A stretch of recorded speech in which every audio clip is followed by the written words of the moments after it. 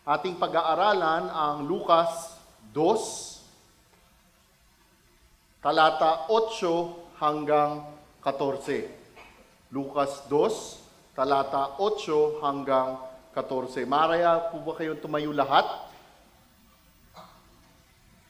Ako ay bumabasa sa versyon ng Magandang Balita. Kung ano man ang versyon na hawak po ninyo, maaari po kayong sumunod dito po sa ating PowerPoint. Lucas 2, talata 8 hanggang 14. Doon ay may mga pastol na nasa parang at nagbabantay ng kanilang mga tupa ng gabing iyon.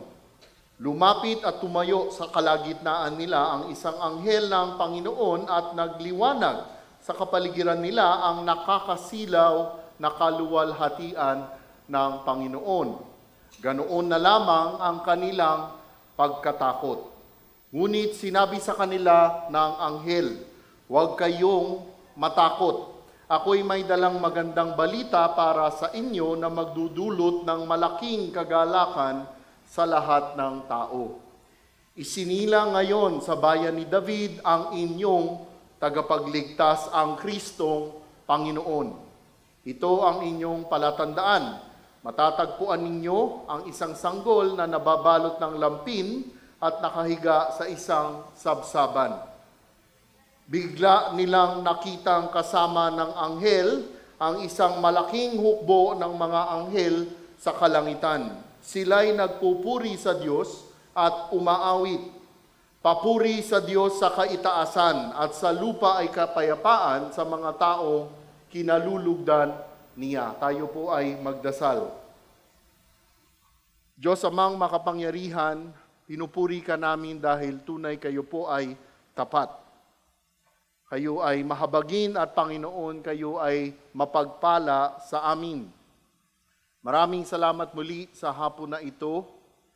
Maraming salamat sa pribilehyo na kami po ay makapagsamba at magpuri sa inyo. Panginoon, aming dasal na sa aming pagsamba, sa aming pag-aaral sa hapon na ito, buksan ninyo ang aming mata, puso at isipan na tunay naming maintindihan ito, tunay naming maisabuhay ito at Panginoon, sa inyong pagpapala aming maibahagi ng tapat ito. Naway, Panginoon, ako'y maging tapat lamang sa iyong banal na salita. Ang lahat ng ito ay aming idinarasal sa ngalan ng inyong anak, Panginoong Jesus. Amen. Tayo po ay magsiupo.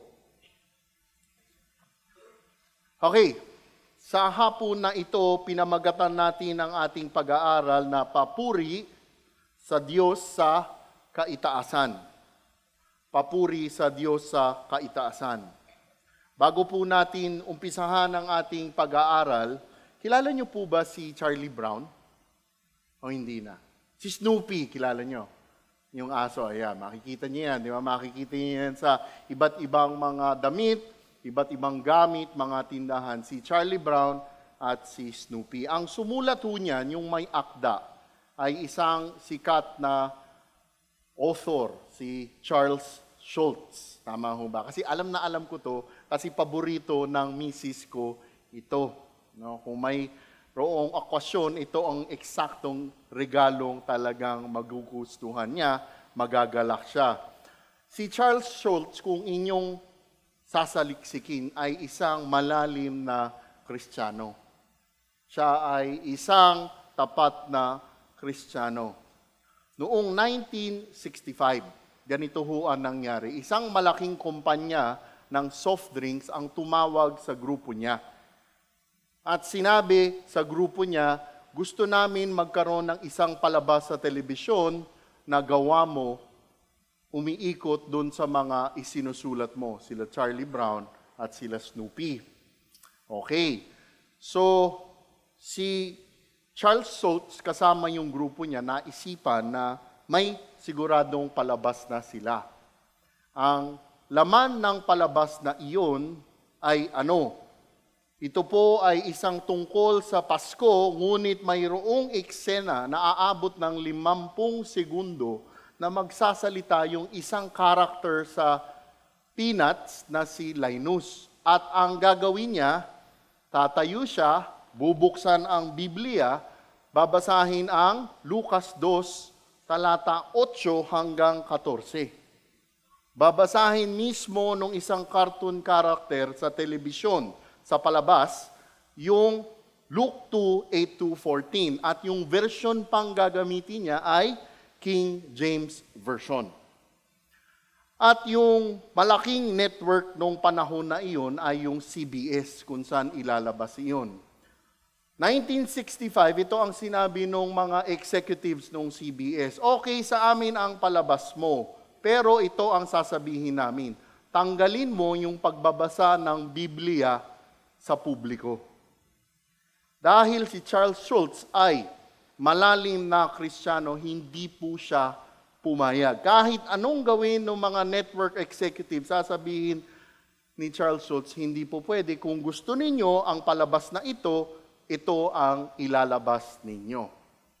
Sa madaling salita, ang sinabi ng mga executives ng CBS na network, no? Okay, sige, ilabas na lang natin ito, siguradong walang manonood nito. Sigurado yung rating nila sa gabi na iyon ay talagang sigurado ng talo. At ipinalabas nga ang tinatawag na Charlie Brown Christmas. At alam po ba ninyo, 50% ng Estados Unidos ang nanood sa palabas na ito nung gabi na iyon. At hindi lang po nagtapos doon. Dahil po doon sa pangyayari na iyon, sobrang pinalabas nila taon-taon mula noong 1965 and a few years ago lamang ay nirenew nila yung kontrata na ilalabas hanggang 2015. It has been the longest running Christmas show ever shown on television. Bakit ko po inumpisahan ang ating pag-aaral tungkol dito? Dahil yun po ang tema. Pag-uusapan natin lahat ngayon puro Charlie Brown. Hindi, loko lang. Bakit ko ho sinabi iyon? Alam ho ninyo, kasi tuwing Kapaskuhan, for the past years, decades, ang ginagawa ng kalaban ng Panginoong Diyos ay magkakaroon ng Kapaskuhan, ngunit gusto nilang tanggalin ang Panginoong Hesukristo. Nandiyan dyan lahat ang mga regalo, nandiyan dyan lahat ang mga salo-salo, ngunit ayaw na ayaw nila na nandiyan ang Panginoong Hesukristo. Kaya nga sa hapon na ito, unang tatanungin ko po sa inyo, saan ba nakatuon ang atensyon nyo itong mga nakaraang linggo, itong mga nakaraang araw, at itong darating na araw ng Pasko? Saan po ba nakatuon ang atensyon natin? What do you focus on? Kasi ho, alamin nyo, itong mga nakaraang linggo, napakadali natin makalimutan kung ano talaga ang dapat nating tandaan tuwing araw ng Pasko. At yun ho ang titingnan natin sa araw na ito. Hahatiin natin sa tatlong bahagi ang ating pag-aaral. Ang presensya ng Diyos, ang unang bahagi, mula talata 8 hanggang 9. Ang proklamasyon ng Diyos, mula sa talata 10 hanggang 12. At ang papuri sa Diyos mula talata 13 hanggang 14. Umpisahan na po natin ang ating pag-aaral, ang presensya ng Diyos. Verse 8, doon ay may mga pastol na nasa parang at nagbabantay ng kanilang mga tupa ng gabing iyon. Okay.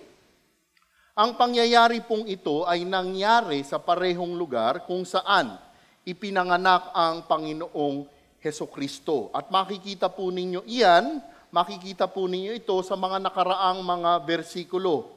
Sinabi nga sa mga unang bersikulo na ipinanganak ang Panginoong Hesukristo sa maliit na bayan ng Bethlehem. Kung inyong tatandaan yung ating unang pag-aaral, yung tinatawag nga na itinuro ni Pastor EJ sa atin noon, yung Bethlehem, ang ibig sabihin niyan ay ano? House of Bread. Okay. Doon po ipinanganak ang Panginoong Hesukristo sa Bethlehem. Ang Bethlehem po, noon at maging ngayon, ay 6 na milya sa timog ng Jerusalem. 6 miles south of Jerusalem. Napakalamit ng Bethlehem sa Jerusalem.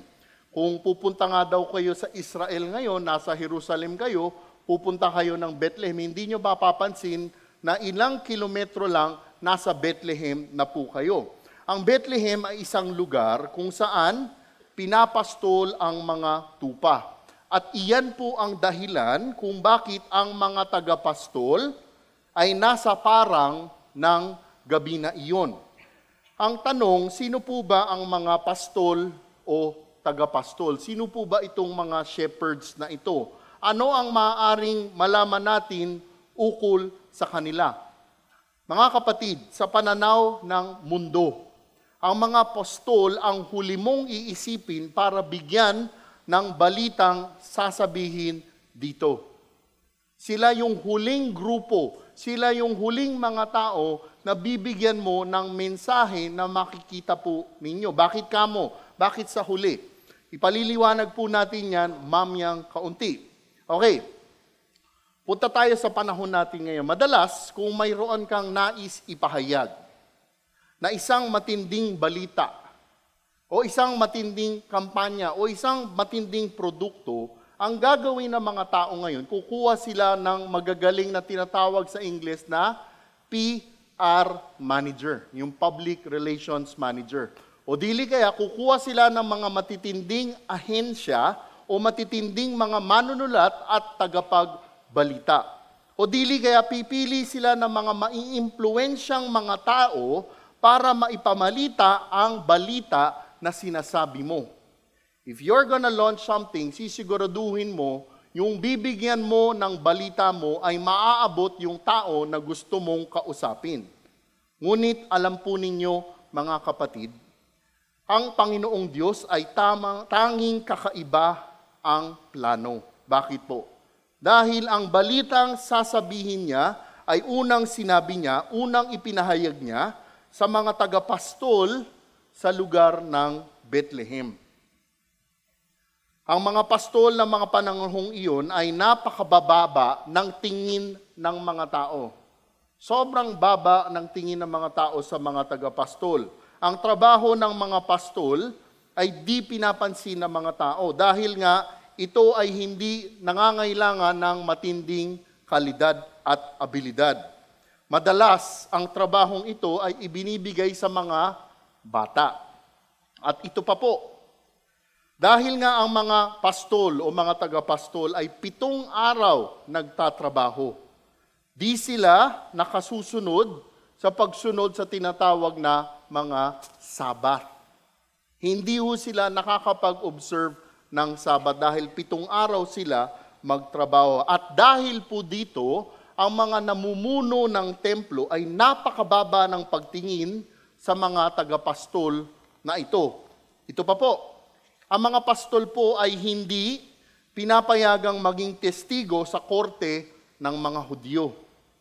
Dahil nga ang sabi nila, ang mga pastol ay mahihina din ang ulo at hindi maayos ang pagkatao. Kaya't ang mga pastol ng mga panahong iyon ay hindi binibigyan talaga ng halaga, lalo na ng mga Hudyo. Ngunit mga kapatid, atin pong namang tatandaan na marami ng nasa Biblia ay mga pastol. Sino po ang mga halimbawa nito? Si Abraham. Si Moises, 40 taon siya ay naging isang pastol. Sino pa ho? Si David.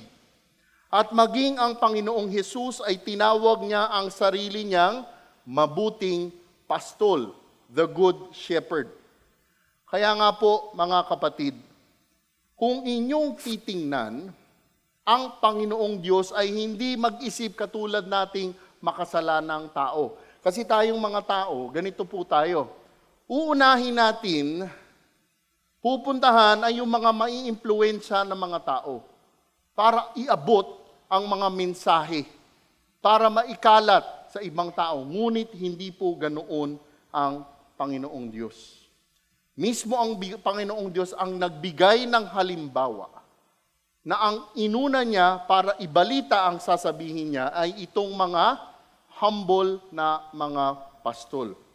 Kaya't balikan natin ang mga talata sa hapon na ito. At nang gabing iyon ay nasa parang ang mga pastol, habang nasa parang ang mga tagapastol ng gabing iyon ay ano po ang nangyari? Verse 9. Lumapit at tumayo sa kalagitnaan nila ang isang anghel ng Panginoon at nagliwanag sa kapaligiran nila ang nakakasilaw na kaluwalhatian ng Panginoon. Ganoon na lamang ang kanilang pagkatakot nang sila po ay nagbabantay. Biglang may lumapit at tumayo sa kaligitnaan po nila na isang anghel ng Panginoon. Kung ating pag-aaralan ang banal na kasulatan, napakatagal na po nilang wala silang nakikitang anghel. Mula dito sa talata na ito, around mga 500 years na po, wala silang nakikitang anghel. Maliban sa anghel na nagpakita kay kanino? Kay Zacarias at kay Maria. At makikita nyo ang pagpapakita ng anghel na yon ay sa libro rin nating pinag-aaralan. For 500 years, wala po silang nakitang anghel. At kung inyo pa nga hong papansinin ang mga talata dito sa talata 9, baka mamaya mayroon kayong malampasan at hindi nyo pansinin sa talata na ito. Ano ho ang sinasabi natin? Lumapit at tumayo sa kalagitnaan nila ang isang anghel ng Panginoon at nagliwanag sa kapaligiran nila ang nakakasilaw na kaluwalhatian ng Panginoon. Sa English, and the glory of the Lord shone around them. Kung ating pag-aaralan ang salita ng Diyos, ang Panginoong Diyos ay palagi ang makikita sa Biblia bilang isang nakakasilaw na liwanag. As a blazing light. Sa Exodo 33 nga, makikita natin na si Moises ay naghiling sa Panginoong Diyos na gusto sana niyang makita ang Panginoong Diyos. Ano ang ginawa ng Panginoong Diyos? Itinago niya si Moises sa likod ng isang bato at ipinakita ng Panginoong Diyos ang likuran niya. Bakit itinago ng Panginoong Diyos si Moises sa likod ng isang bato? Dahil po hindi mabubuhay si Moises kung makikita niya ang Panginoong Diyos. Tayo po ay magbalik-aral, magbalik-tanaw sa libro ng Henesis. Bago po nagkasala si Adan at si Eva, sila po ay palagi ang nasa presensya ng Panginoong Diyos. Before they fell into sin in the garden, they were always in God's presence. Ngunit nang sila ay nagkasala, sila ay nilabas sa hardin dahil hindi na nga po nila maaaring makasama ang Panginoong Diyos sapagkat sila ay may bahid na ng kasalanan. At dahil dito, sila ay pinaalis sa presensya ng Diyos. Fast forward tayo, pagdating sa libro ng Exodo, kung inyong titingnan yung Exodus ng mga Israelita sa Ehipto, makikita natin muli ang presensya ng Diyos bilang isang haligi ng apoy sa gabi at ulap sa umaga para sa mga Israelita. Nung umaalis na sila sa Ehipto, muli nakita ang presensya ng Diyos. Sa English, ang tawag dito, Shekinah glory. Ito ay haligi ng apoy sa gabi at ulap sa umaga. Ito ay isang naging proteksyon nila at ito ay naging gabay nila. At hindi lang po yun. Fast forward pa kayo sa Exodus 40. Nang matapos na nila itayo ang tolda ng tipanan. Diba? Sinabihan sila na magtayo ng tabernacle. Tolda ng tipanan. At nang matapos na nilang gawin iyon, ano po ang nangyari? Bumaba at napuno ng kaluwalhatian ng Diyos ang tolda ng tipanan. Nakita ng mga Israelita na mismo ang Shekinah glory ng Panginoong Diyos ay pinuno ang tolda ng tipanan. At hindi lang po yun. Nang matapos po nang gawin ni Solomon ang templo, gayon din napuno ng kaluwalhatian ng Panginoong Diyos ang templo. Kaya nga't mula noon, palaging nakikita ng mga Israelita ang presensya ng Diyos na kasama nila. Sabi ko nga sa misis ko kagabi, nung aking binabalikan muli ito, sabi ko, grabe noon, no? They can visually see God's presence in the temple. Ngunit ang nakalulungkot, mga kapatid, nang ang Israel ay naging makasalanan at suwail sa Panginoong Diyos. Sa libro ng Ezekiel, chapter 8 hanggang chapter 10, nakita ni Ezekiel sa isang vision, ang kaluwalhatian ng Diyos ay lumisan, umalis sa lugar ng templo. Nakita ni Ezekiel ang paglisan ng glory ng Panginoon. At alam po man ninyo, hindi na po bumalik ang kaluwalhatian ng Panginoon hanggang itong pinag-aaralan natin ngayong hapon. Hindi siya bumalik hanggang itong gabimpong ito. Kaya't ang nakakasilaw na presensya ng Diyos ay muling nakita ng mga pastol ng gabi na iyon. Kaya't ano ang nangyari? Dahil nga sa pangyayaring ito, ang mga pastol ay nagkaroon ng great fear, megasphobeo. Sila ay may matinding takot. Pag tiningnan nyo yung salita na megasphobeo, yung Greko na phobeo, hindi siya ordinaryong takot ang pagtutukoy. This is what we call sa English na reverential fear. Fear because God is holy. At dahil nga sa pangyayaring ito, sila ay nagkaroon ng isang matinding pagkatakot. Hindi ko po alam sa inyo, ngunit kung ako po mismo ang makakakita nito, tiyak ako din ay magkakaroon ng matinding takot. Kung inyong titingnan ang Biblia, kung inyo pong itong pag-aaralan, makikita nyo ang ilang tao sa banal na kasulatan, matapos nilang makita ang Panginoong Diyos ay si Isaías. Nung makita niya ang Panginoong Diyos sa isang vision, siya ay nagkaroon ng matinding takot na tanging ginusto niya na lamang po ay mawala sa harapan ng Diyos ng banal na makapangyarihan. Gayon din si Ezekiel. Nang makita niya ang Panginoon, siya din ay namatay at nagpatirapa. Kumbaga, hinimatay. Sobrang natakot siya at hinimatay siya. Ganon din po ang nangyari kay Apostol Juan sa libro ng Pahayag. Nang makita niya ang Panginoong Hesus, siya ay nagpatirapa na parang patay. Kaya nga mga kapatid, any sinner in the presence of a holy God would truly be afraid. Maging tayong mga Kristiyano. Ngunit sa pagpapala ng Panginoong Diyos, ang ating pagkatakot ay hindi katulad ng isang pagkatakot ng isang kriminal sa harapan ng isang husgado. Dahil ang kriminal, pag humarap sa isang husgado, ang takot niya ay talagang kakaiba. Kung sinasabing mong si Kristo na ang tagapagligtas mo, ang pagkatakot mo ay ang tinatawag sa Ingles na reverential fear. Dahil alam na natin sa pagpapala ng Diyos, tayo ay pinatawad na, kaya't wala tayong dapat ikatakot na matindi sa harapan po niya. At dahil doon, ito ang unang nating prinsipyo. Ang banal na kaluwalhatian at presensya ng Diyos nating makapangyarihan ay karapat dating banal na katakutan. Muli, ang banal na kaluwalhatian at presensya ng Diyos nating makapangyarihan ay karapat-dapat nating banal na katakutan. Maari ko po ba kayong tanungin?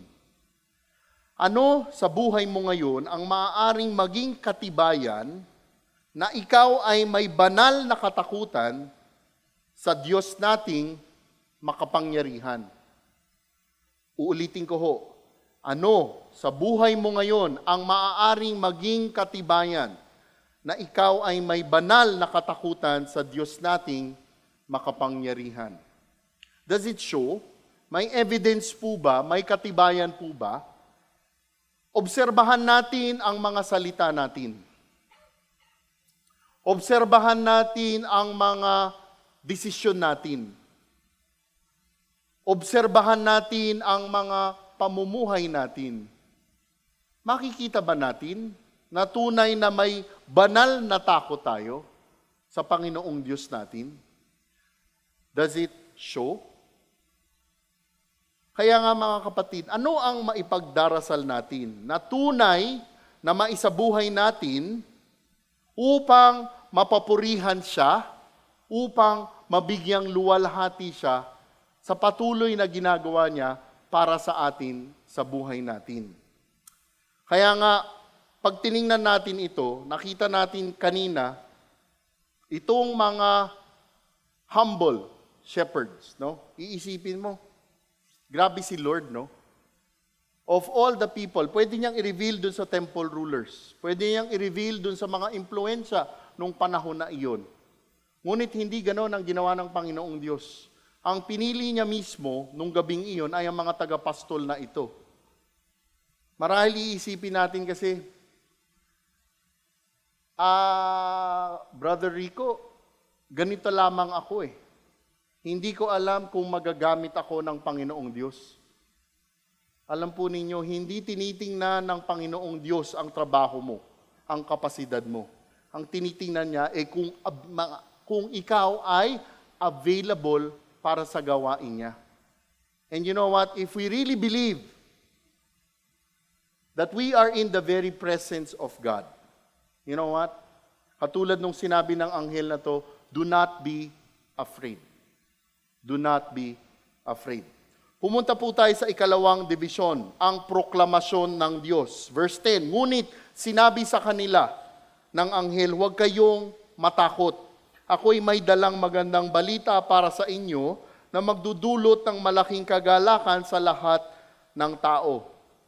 Tulad ng ibang pagkakataon na nagpakita si Gabriel, ang anghel na Gabriel kay Zacarias at kay Maria, sinabi ng anghel na Gabriel na huwag kayong matakot.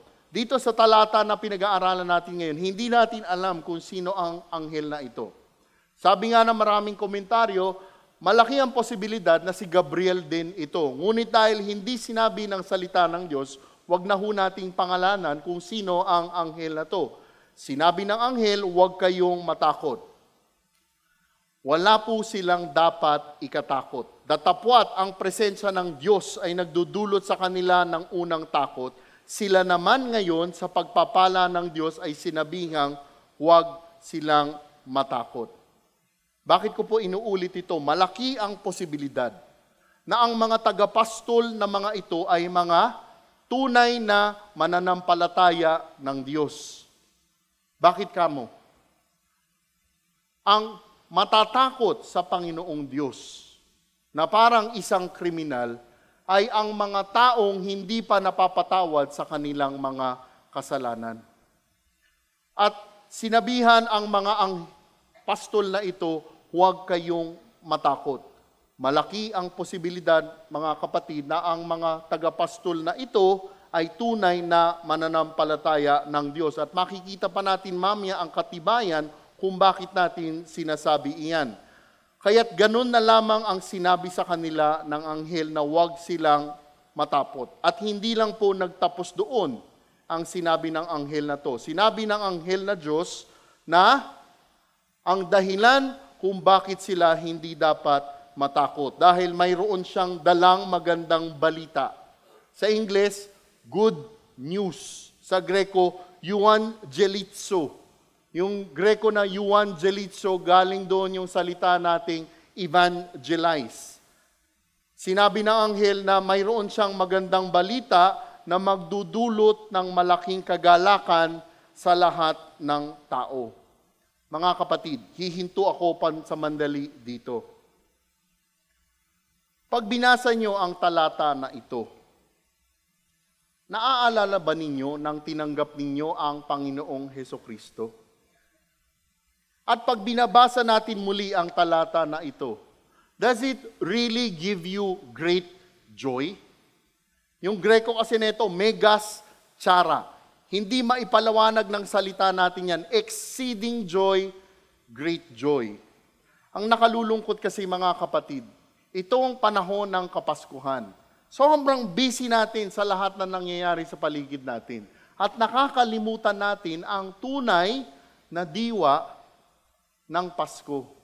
Kaya nga, tuwing ating babalikan ito, tuwing ating aalalahanin ito, does it show in our lives yung exceeding joy na sinasabi rito? Dahil ang sinabi ng talata na ito, ang magandang balita na ito ay magdudulot ng malaking kagalakan sa lahat ng tao. Pag-isipan natin, mabuti ito. Minsan kasi, di ba, iisipin natin sa tindi ng traffic, ay, ito lang ang natanggap ko, ito lang ang naibigay ko, ngunit nakakalimutan natin ang tunay na dahilan at diwa ng Pasko.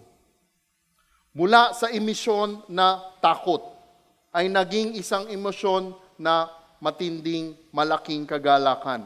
At ano ang sinabing dahilan sa kagalakan? Verse 11, isinilang ngayon sa bayan ni David ang inyong tagapagligtas, ang inyong Kristong Panginoon.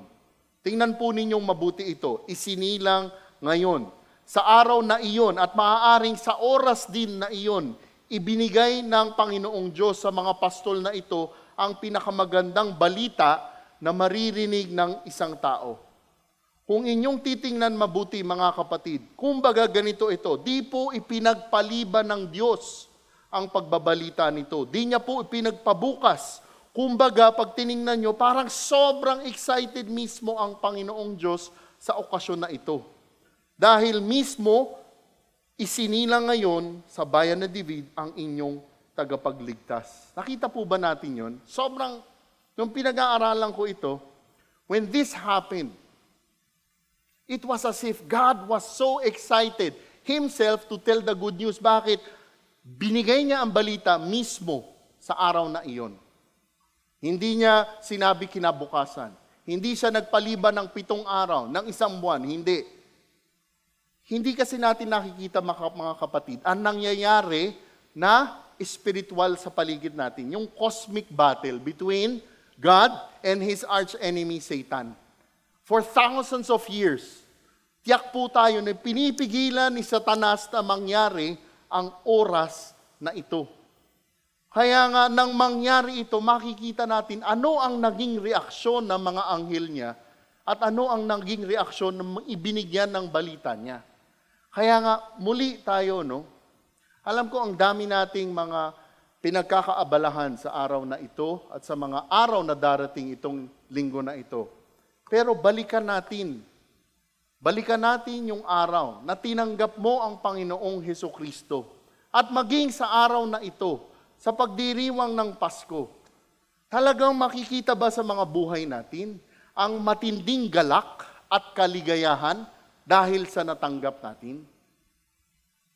Kaya nga po, sobrang excited ang Panginoong Diyos. Sinabi mismo niya sa pamamagitan ng anghel na ito, isinilang sa bayan ni David ang inyong tagapagligtas.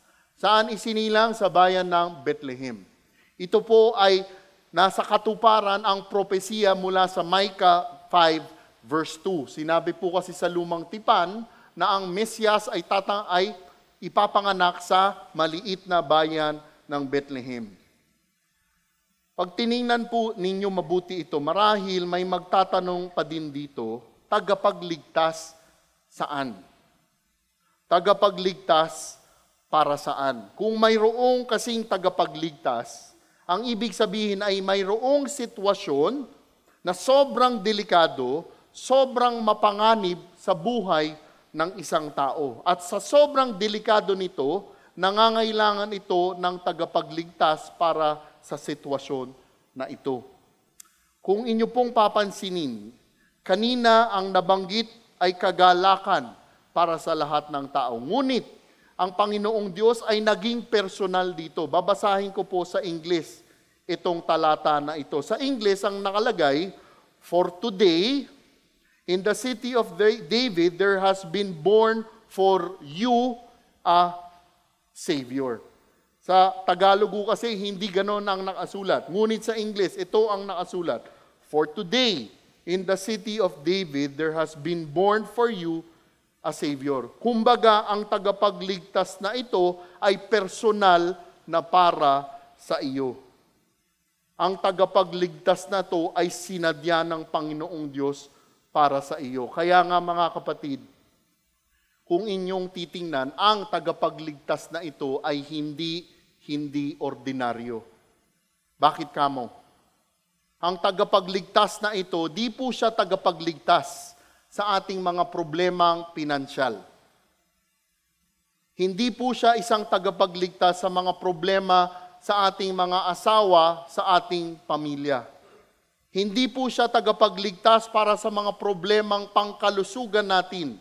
Hindi po. Siya po ay naparito upang tayo ay iligtas sa mga problema ng mga kasalanan natin. Jesus is a Savior for our sin problem. Nakalagay nga sa Mateo 1:21, magsisilang siya ng isang batang lalaki at Jesus ang ipapangalan mo sa sanggol sapagkat ililigtas niya ang kanyang bayan sa kanyang mga kasalanan. Mga kapatid, sino po ba ang Panginoong Hesukristo sa buhay ninyo? Kasi po, baka yung Panginoong Hesukristo na pinupuntahan mo ay hindi mo nakikita na tagapagligtas mo para sa mga kasalanan mo. Uulitin ko ba, sino ang Panginoong Hesukristo sa buhay ninyo? Sinabi ng Panginoong Diyos, kung tayo ay magkakasala, tayo ay mamamatay. Ang kaparusahan sa kasalanan ay kamatayan. For the wages of sin is death. Nakikita natin yan sa Roma 6:23. Ang tanong, ilang kasalanan ang kailangan natin gawin para tayo ay parusahan ng kamatayan? Ilan po? Nakalagay sa Santiago 2, kung tayo ay nagkasala sa isa, ang katumbas niyan ay nagkasala na tayo sa lahat. One sin will damn us to hell. Ang tanong nga na susunod dyan, ilang kasalanan na kaya ang nagagawa natin? Siguro ang sasabihin ng iba, imposible na gagawin ng Panginoong Diyos na parurusahan niya ako at ipadadala niya ako sa impyerno sa mga nagagawa na kasalanan ko. Sasabihin ng marami ganoon. Pero alam po ninyo mga kapatid, kapag sinabi ng Panginoong Diyos, gagawin ng Panginoong Diyos. At alam po ninyo, ito pa, sa sarili natin, hindi natin kayang iligtas ang mga sarili natin sa kaparusahan sa mga kasalanan natin. We could not save ourselves from the punishment of our sins on our own. Muli, may magsasabi siguro sa inyo, Brother Rico, parang imposible yata yan. Pwede ko ba kayong bigyan ng isang matinding katibayan? May kilala ho ba kayo sa mundo na ito ngayon na 1,000 years old? Wala. Wala? O ito, 500 years old. Wala? Wala. Bakit kaya? 200 years old. Amoy 200, pwede siguro, no? 150. Wala ba? 100. Siguro meron. Pero, nakatitiyak ako, yung 100 years old na yun, sooner or later mamamatay din siya. Tama? Why? Dahil yan po ang kabayaran sa ating mga kasalanan. We will surely die. Not just a physical death, but also a spiritual death. Yun ho ang dahilan kung bakit namamatay tayong tao. Hindi tayo namamatay dahil lamang sa mga sakit, dahil sa aksidente, dahil pinapatay ang tao. Lahat po ng yan ay resulta ng kasalanan ng tao. At kung ginawa ng Panginoong Diyos na ang kabayaran sa kasalanan ay kamatayan physically, at sinasabi niya mayroon pang sinasabing spiritual death. At yun ang pagpapadala sa impyerno. At alam po ninyo mga kapatid, ang bad news, ang hindi magandang balita ay hindi natin kayang iligtas ang mga sarili natin. Ngunit, ito po ang good news na sasabihin sa talata na ito. Kaya nga sinabi sa talata na ito, isinilang ngayon sa bayan ni David ang inyong tagapagligtas. Tagapagligtas saan? Tagapagligtas sa atin sa mga kasalanan natin. Dahil mga kapatid, hindi natin kayang iligtas ang sarili natin sa kaparusahan ng kasalanan natin. Tanong ko ho, bakit ang Panginoong Jesus nagkatawang tao? Bakit ho? Marami ang magsasabi, para maging ehemplo siya, para makapagturo siya. Pero ito po ang isang matinding katotohanan doon. Mula sa langit, maaari ba ang Panginoong Jesus mamatay? Hindi po. Dahil in heaven, He is a spirit. But when He became man, when He became human, na nagkatawang tao siya, siya ay butot batat katulad na natin. At naging tao siya, naging human siya, maaari na po ba siyang mamatay? Yun po ang dahilan kung bakit siya nagkatawang tao. Para mamatay, para bayaran ang mga kaparusahan sa kasalanan natin. Okay, ang tanong, lahat ba ng tao may pagkakataon maligtas? Yes, lahat ng tao may pagkakataon maligtas. Ito pa hong tanong, ang lahat ba ng tao ay maliligtas? Hindi po. Bakit kamo? Hindi lahat ng tao tatanggapin ang Panginoong Hesukristo bilang tagapagligtas nila. Sabi nga sa English, for God so loved the world that He gave His one and only begotten Son, that whosoever believes in Him shall not perish but have eternal life. Ang sino mang maniwala sa Kanya. Alam ho ba ninyo yung salita na believe, maniwala na yun, ay sobrang lalim? Kasi di ba sasabihin natin, I believe in Jesus. Ang dali, di ba? But you know what? Tingnan po ninyo ito. Bago ninyong sabihin na naniniwala kayo sa Panginoong Hesukristo bilang tagapagligtas ninyo, una nyo munang dapat paniwalaan ay ano?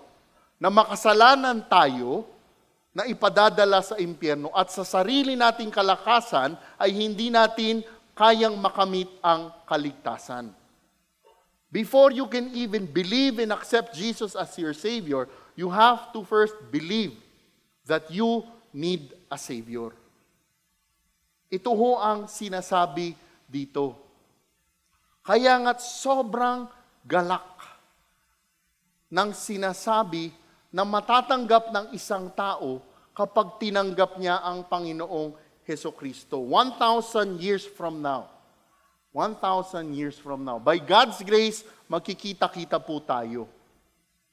Ngunit ang nakalulungkot, at sana mali ako, sa kwarto na ito, sa mismong kwarto na ito, malaki ang posibilidad may isa dito mapupunta sa impyerno. Dahil hindi niya nakilala kung sino talaga ang Panginoong Hesus sa buhay niya. Ngunit kung talagang sa pagpapala ng Diyos, tinanggap mo na kung sino ka, tinanggap mo na ang Panginoong Hesukristo bilang tagapagligtas mo, kakaibang galak talaga ang makikita sa buhay mo. Kasi ho, di ba, napakadali. Kaya ako paulit-ulit sinasabi ito, no?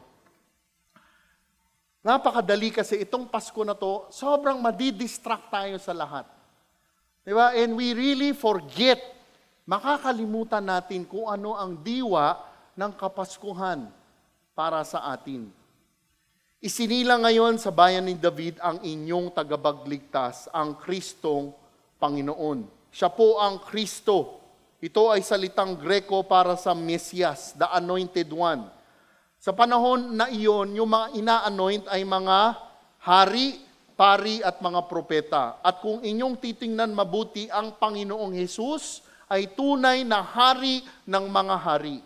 Ang Panginoong Hesus ay ang kataas-taasang pari na siyang mamamagitan para sa atin sa Panginoong Diyos. Ang Panginoong Hesus ang anointed prophet ng Panginoong Diyos dahil siya ang magbibigay, magbabahagi ng salita ng Diyos. Tunay na siya ang tagapagligtas, Kristong Panginoon. Pag tiningnan nyo yung salita ng Panginoon sa Greko, kurios, alam po ninyo, yung lumang tipan ay may salin sa salitang Greko. Kasi yung lumang tipan nakasulat sa salitang Hebreo. Yung salin ng lumang tipan sa salitang Greko, sa Greko meron yung Yahweh. Di ba? Ay sa Hebreo meron yung Yahweh. Pag tinranslate mo yun sa Greko, yun ay kurios. Kaya't ang sinasabi mismo ng anghel dito, ang Kristo, the Anointed One, the Messiah, is truly Lord with the capital L. Ano ibig sabihin nun? He is truly God, He is divine. Verse 12, ito ang inyong palatandaan. Matatagpuan ninyo ang isang sanggol na nababalot ng lampin at nakahiga sa isang sabsaban. Ang mensahero ng Panginoong Diyos na anghel ay di lang sila sinabihan na huwag matakot, di lang po sila sinabihan ng magandang balita, ngunit binagyan pa sila ng palatandaan upang ito ay kanila mismong masaksihan. Ano ang sinabi ng anghel na ito? Ito ang inyong palatandaan. Matatagpuan ninyo ang isang sanggol na nababalot ng lampin at nakahiga sa isang sabsaban. Noong mga panahon na iyon, kung mayroon isang sanggol na pinanganak, ang ginagawa ng mga tao ay ito'y binabalit ng tela. Okay? Di ba parang ngayon, ganun pa rin naman. Pag nagpunta kayo sa mga ospital, yung mga newborn babies, nilalagyan ng balot na tela. Sinaswaddle ang tawag doon. Ganon din noong mga panahon na iyon. Ang ginagawa sa kanila, ganito pa nga. Yung kamay at braso ng baby, babalutin ng tela, babalutin ng tela, babalutin ng tela yung paa, at babalutin ng pagganon. So normal. Okay, walang kakaiba sa sinasabi ng anghel na ito. Ngunit ano ang kakaiba dito?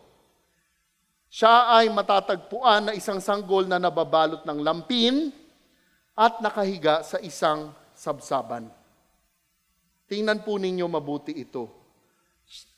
Ang tagapagligtas, ang Kristo, ang hari ng hari, nababalot sa mga lampin, hindi siya nababalot sa royal robe. Nakahiga siya sa isang sabsaban, hindi po siya nakahiga sa royal golden crib. Alam po ninyo, nung tinitingnan ko mismo ito, napaisip ako. Nilagay ko ang sarili ko sa pwesto ng mga tagapastol na ito. Kung ako kaya yung tagapastol nung panahon na ito, ano kaya ang iisipin ko? Iisipin ko, wow, the Messiah, the Christ, the King of Kings, lampin, at ang kakaiba pa, sabsaban ng kainan. Ngunit pag inyong titingnan ang mga talata rito, hindi po nawalan ng loob ang mga tagapastol na ito. Kung titingnan nyo ang mga talatang ito, papansinin nyo, ang mga tagapastol na ito, hindi inutusan ng anghel para hanapin ang Panginoong Hesus. Hindi. Sila mismo ang pumunta at humanap sa Panginoong Hesus. Kaya nga ito ay isang malatinding katibayan na sila ay mga tunay na mananampalataya ng Panginoong Diyos. At hindi lang ho yun. Nang makita nila ang Panginoong Hesus na nakabalot sa lampin sa isang sabsaban, ano ang sinabi? Tingnan po ninyo, Mateo 2 verse 20. Umalis ang mga pastol na nagpupuri sa Diyos at nagpapahayag ng kanyang kadakilaan dahil sa lahat ng narinig nila at nakita ayon sa sinabi sa kanila ng anghel. Ano ang makikita natin dito? Ang mga tagapastol na to, the lowly, humble shepherds, truly praised God, truly glorified God. Ito ho ang ikalawang prinsipyo. Ang magandang balita ng Diyos ay magdudulot sa atin ng matinding kagalakan. Ang magandang balita ng Diyos ay magdudulot sa atin ng matinding kagalakan. Maari ko po ba kayong tanungin? Ano para sa iyo ang magandang balita na ito? Ano para sa iyo ang magandang balita na ito? Kung sinasabi mong tunay na Kristiyano ka na, ano para sa iyo ito? Nakikita ba sa buhay mo yung sinasabi na megas chara, exceeding joy? Or puro na lang, para ka pa rin hindi Kristiyano. Alam mo yun, nakasibangot ka, palaging galit ka. Ganon po ba tayo? Does it really show yung exceeding joy? Ito pa ho, ang tanong po natin. Ano na ang iyong naging tugon sa magandang balita na ito? How have you responded to this good news? Ano na ang naging tugon mo? Tinanggap mo na ba talaga o nagdududa ka pa? You know what? I really pray na sa hapon na ito, maging malinaw sa atin kung sino talaga ang Panginoong Hesukristo. Kasi nga, katulad ng inuulit palagi nila Pastor EJ, nila Pastor George, no? Every week, natatanggap natin faithfully by God's grace ang salita ng Diyos. At kung hindi mo pa talaga nakikilala kung sino ang Panginoong Hesukristo sa buhay mo, magdasal-dasal talaga tayo. Ito pa ho, gaano ka hindi makapaghintay na maibalita ang magandang balita na ito sa ibang tao? Excited ka ba? Kasi di ba, itong Kapaskuhan, lahat ng klase ng kainan, lahat klase ng family reunion, classmates reunion, at kung ano-ano pang reunion, di ba? Pupuntahan mo, dadaluhan mo. Ngunit bago ka pumunta, pinagdarasal mo ba na maibigay mo sa kanila ang Panginoong Hesukristo at ang magandang balita? Minsan kasi masyadong excited, uy, may kita ko yung classmate, uy, kakain na naman ako, uy. You know what? Sayang naman. Ang tawag nga dyan, God's common grace for believers and unbelievers. Sana, hindi masayang ang Kapaskuhan na ito. Na tunay na maibalita natin sa mga kilala natin, kamag-anak natin, kaibigan natin, kung sino ba talaga ang Panginoong Hesukristo sa buhay natin. Ikatlong bahagi ang papuri sa Diyos. Bigla nilang nakitang kasama ng anghel ang isang malaking hukbo ng mga anghel sa kalangitan. Sila ay nagpupuri sa Diyos at umaawit. Alam po ninyo, isa po ito sa pinakapaborito ko sa Biblia.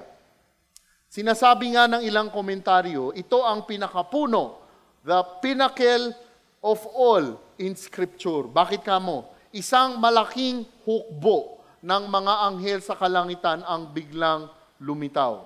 Gaano sila karami? Hindi po natin alam. Ang pagkakaalam lang po natin ay sobra nilang dami. Kasi ho, yung salita na multitude, plethos, no? Pag titingnan nyo sa libro ng Pahayag, no? Ang numero ng mga Greko ay umaabot noon hanggang 10,000 lamang. Pag 10,001 na, hindi na nila mabigkas. No? Hindi nila mabigkas. Kaya pagdating dun sa Revelation, sa libro ng Pahayag, makikita mo, sinasabi, merong 10,000 times 10,000 angels. Ilan yun? 100 million yata yun, no? 100 million ng 10,000 times 10,000. We don't know. Hindi natin alam kung yung 100 million angels na yun ang nakita ng mga tagapastol na ito. I could just imagine yung nakita ng mga tagapastol na to. Hindi ko nga malaman. Nung makita nila yung isa, natakot sila. Ano pa kaya yung 100 million? At ano ang ginagawa ng mga anghel na to? Ano ang kanilang sinabi? Verse 14. Papuri sa Diyos sa kaitaasan at sa lupa ay kapayapaan sa mga taong kinalulugdan niya. Itong verse na to, sobrang tindi, sobrang lalim. Pwede tayo mag-preach, mag-message just with this verse. Pero tingnan lang natin ito ng pahapyaw. Ano ang sinabi at ginawa po nila? Pinupuri ng mga anghel sa kaitaasan, sa kalangitan, ang Diyos na makapangyarihan. They praise, honor, and glorify God in the highest. At sa lupa ay kapayapaan sa mga taong kinalulugdanin niya. For the very first time, from the fall of man, peace on earth has truly come. Nung ipinanganak ang Panginoong Hesus, from the very fall of man, there has been no peace between God and man. No peace. Pag tinanong mo, Brother Rico, ano po ba itong peace na ito? Ito po ba yung peace na sinasabi ng mundo? Di ba? Makikita nyo, pag ganitong Pasko, merong ceasefire dito, merong peace na sinasabi doon, nagkaroon na raw ang peace ang Cuba at dito, alam nyo, hindi yun ang peace na sinasabi dito. Hindi yun yung kapayapaan na sinasabi dito. Ang kapayapaan na sinasabi dito ay kapayapaan sa Diyos at sa tao. For the very first time, nabanggit muli ito. At ang napakaraming anghel na ito, hindi rin makapagpigil dahil sila mismo ang nagpuri sa Panginoong Diyos sa gabi na ito. Mga kapatid, ito ang tunay na diwa ng Pasko.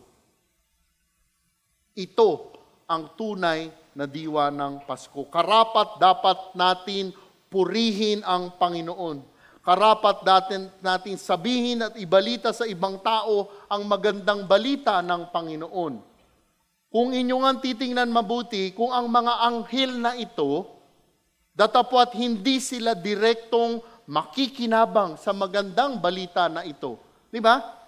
The angels, they won't really directly benefit from this. At sila mismo nagpuri sa Panginoong Diyos. Kung sila ganito, lalong-lalo na po tayo. Dahil ang ginawa na ito ay para sa ating makasalanang tao. Ito ang diwa ng Pasko. Dapat natin siyang purihin, dapat natin siyang pasalamatan. Kaya nga mga kapatid, as we go through this week, no? Let's pray. Pag-pray talaga natin, Lord, I know that I am in your presence all the time. Alam ko, Panginoon, na ibinigay mo na ang magandang balita sa akin at tinanggap ko na po na ito. Panginoon, please help me na sa buhay ko, sa salita ko, sa gawa ko, sa mga desisyon ko, sa ehemplo ko, makikita ang pagpupuri ko sa iyo. Dahil dyan, ito ang ikatlong prinsipyo. Ang kabutihan ng Diyos nating makapangyarihan ay karapat dapat nating papurihan, karapat dapat nating pasalamatan. Ulitin ko ho, ang kabutihan ng Diyos nating makapangyarihan ay karapat dapat nating papurihan, karapat dapat nating pasalamatan. Maari ko po ba kayong tanungin, sa paanong paraan makikita sa buhay natin ang pagpupuri natin at pasasalamat natin? Is it sin with the way we walk, we talk, the way we mingle with our friends? Does it give honor and glory to God, or does it give God only shame? No, ingat tayo ha? Ingat. Pagdasal natin kasi, alam niyo, more often than not, alam mo, ang target ng demonyo itong Christmas, mga Christians eh. Di ba? Tatargeting nga, mo, Christian yan, no? Tatargetin. That is why only by His grace, na masusustain niya tayo. Kaya nga, ito pa ho isang tanong. Kanino mo maibabahagi sa linggo na ito ang kabutihan ng Panginoong Diyos na ginawa niya sa buhay mo? Kanino mo maibabahagi? Look, it's good na ma-share mo ang gospel to 150, but alam mo, pray for that single person. Lord, please, bigyan mo ako ng opportunity. Diba? Kasi it's easier said than done. Diba? It's easier said than done. Kaya nga, pag Lord, please, tulungan mo ko. Sinasabi ko sa iyo ito, sinasabi ko rin sa sarili ko ito. No, kasi kikitain ko yung mga kaibigan ko hopefully this week. No? Doon na-share ko na sa kanila. Kaya nga pag-pray natin ito mga kapatid. Kaya nga sa ating pag-uwi, ano ang ating maidarasal? Upang magamit ng Diyos ang buhay natin bilang katibayan sa ibang tao ang kanyang kabutihan at para siya ay mapapurihan. Huwag po tayong madistract, huwag tayong ma-sidetrack sa mga nangyayari sa paligid natin.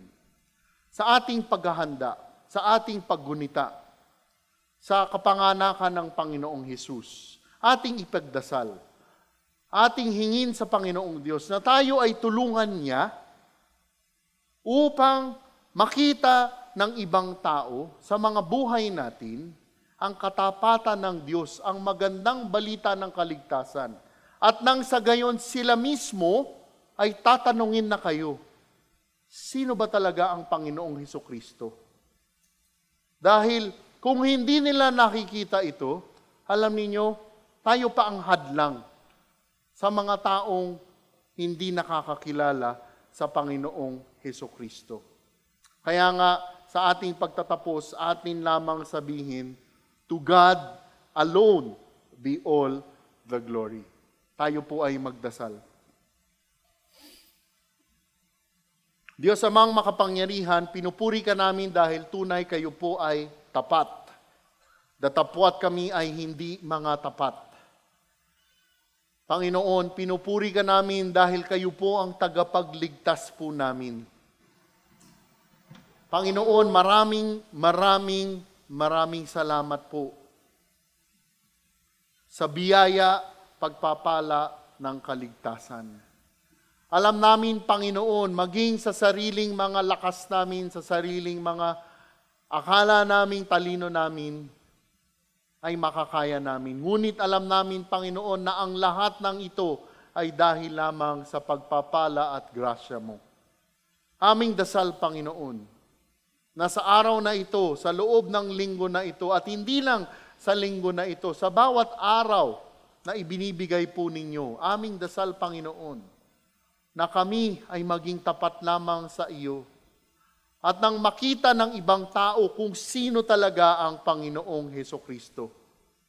Aming dasal, Panginoon, na sa linggo na ito at sa mga araw na darating, na tunay sa mga buhay namin, mapapurihan ka namin at Panginoon, tunay na papasalamatan ka namin. Pag-ingatan po ninyo kami sa aming pag-uwi at aming dasal na kami ay maging tapat. Ang lahat ng ito ay aming idinarasal sa ngalan ng inyong anak, Panginoong Hesus. Amen. Palakpakan natin ang Panginoong Diyos.